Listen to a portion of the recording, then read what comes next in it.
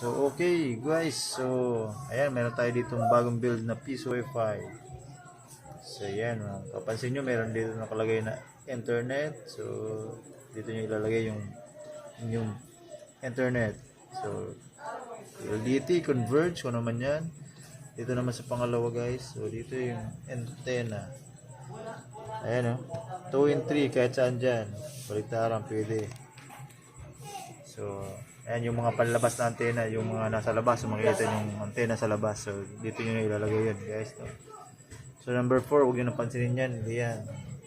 So hindi ko sinama yan. So 2 and 3 lang, okay na yan. Pero kung gusto nyo, pwede rin naman isama yan, pero huwag na. Okay na yan.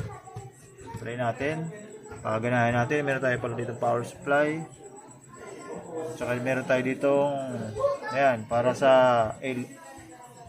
ilaw ng inyong Peace Wi-Fi, LED, yung mga ilaw.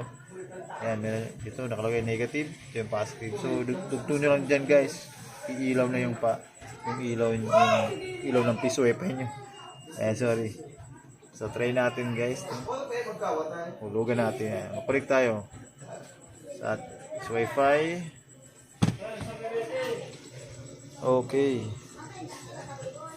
Okay, nakakulik pa na pala ako. So ayan, nakakulik na ako dito, yung may time pa ako. Ayan, may pangalan siya, Microtech Peace Wi-Fi. Punta tayo sa portal. Okay, punta tayo sa Chrome. Ayan, wala na tayong time. So goods. Ayan guys, 1.5. Sobrang bilis ng portal nito guys. So tayo natin tap insert coin.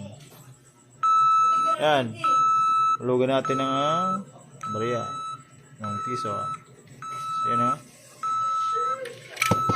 okay. Yun, pumasok. So yan, goods, piso, 10 minutes. So done paying.